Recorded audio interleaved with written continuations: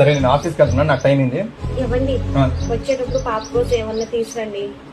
ఇంట్లో ఖాళీగా ఉండి అవి తీసురా ఇది తీసురా అని చెప్పడం కాదు, డబ్బులు ఎక్కడి నుంచి వస్తుంది ముందు అది తెలుసుకో. ఇవ్వండి, ఏమన్నా తీసుకొచ్చారా? ఏంటి తెచ్చేది? ఎన్ని రోజులు నా మీద డిపెండ్ అయి ఉంటావు చెప్పు. ఇవ్వండి, మీ మీద డిపెండ్ అవడం ఏముందండి, పిల్లలతో నాకు ఏదైనా జాబ్ చేయాలంటే ఎలా కుదిరిద్దండి? కదా, నీకు చేత కానప్పుడు నేను తెచ్చేంత వరకు ఓపికగా ఉండాల్సింది, అర్థమైంది కదా? ఇతనేంటి ఇంట్లో ఏదో ఖాళీగా ఉన్నట్టు మాట్లాడుతున్నారు? నేను పిల్లల్ని చూసుకోవడానికి కదా ఇంట్లోనే ఉండేది.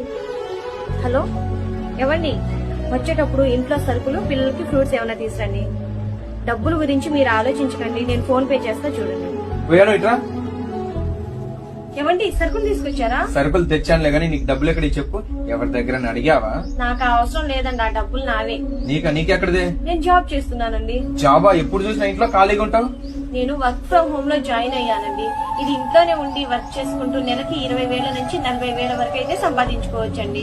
అవునా? దీని క్వాలిఫికేషన్? ఇందులో క్వాలిఫికేషన్ ఏం అవసరం లేదు. 10th ఇంటర్ డిగ్రీ చేసి ఖాళీగా ఉంటున్న వాళ్ళకి, ప్రస్తుత ఆదాయం సరిపోక ఇబ్బంది పడుతున్న వాళ్ళకి, ఇంకా నాలాగా గృహిణులకు ఇది ఒక మంచి అవకాశం అండి. ఇదైతే ఫేక్ కాదు, 100% రియల్ అండ్ జెన్యున్ కంపెనీ. ఇందులో చాలా మంది జాయిన్ అయ్యి హ్యాపీగా మనీని అయితే సంపాదించుకుంటున్నారు. సో గాయస్, ఇంకెందుకు ఆలస్యం చేస్తున్నారు? వెంటనే స్క్రీన్ మీద నెంబర్ కి కాల్ చేయండి, వర్క్ ఏంటో తెలుసుకోండి. నచ్చితే జాబ్ లో జాయిన్ అయిపోండి. All the best.